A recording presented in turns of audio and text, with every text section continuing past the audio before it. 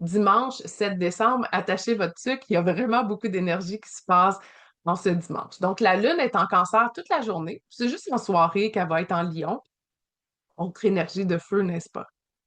Donc, la Lune rencontre Jupiter aujourd'hui parce que Jupiter, lui, là, il est rétrograde, il est dans les derniers milles du Cancer. La Lune a fait son petit bonhomme de chemin en Cancer, rencontre Jupiter pour ensuite former le fameux trigone avec qui? Mercure et Saturne. Donc, ce fameux trigone composé de la Lune en Cancer, Mercure en Scorpion, Saturne en Poisson, nous amène énormément en lien avec notre ressenti, notre intuition, notre sensibilité et j'irais même jusqu'à dire notre nostalgie.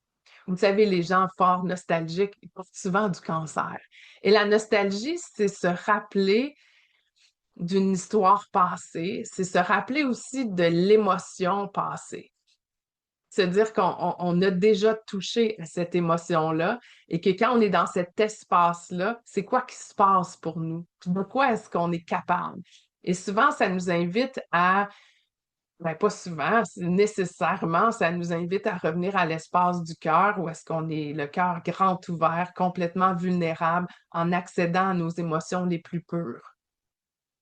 Voilà. Ce grand trigone nous invite aussi à toucher à notre confiance en nous. Parce que quand on est dans cette vulnérabilité, dans cette nudité, même, j'aurais le goût de dire, on a confiance, ou on a comme pas le choix d'avoir confiance en ses capacités. On est prêt à oser pour faire autre chose.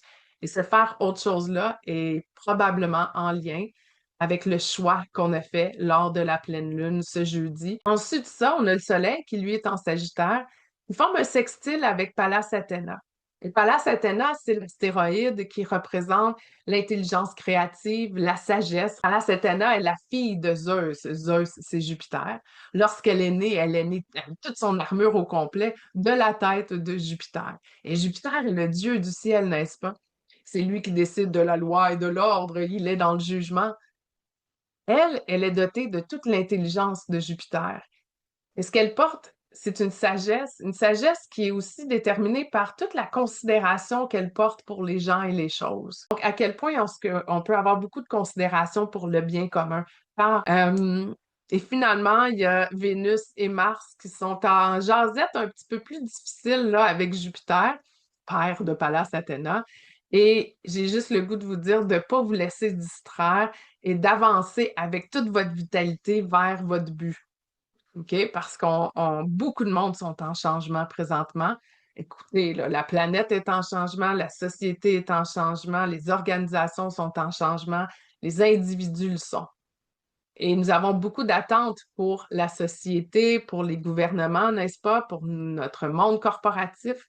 En fait, tout part de nous et c'est à nous d'incarner le changement qu'on veut être afin que ça puisse se refléter aussi dans nos relations avec les autres, puis qu'ensemble, on change tout le monde ensemble.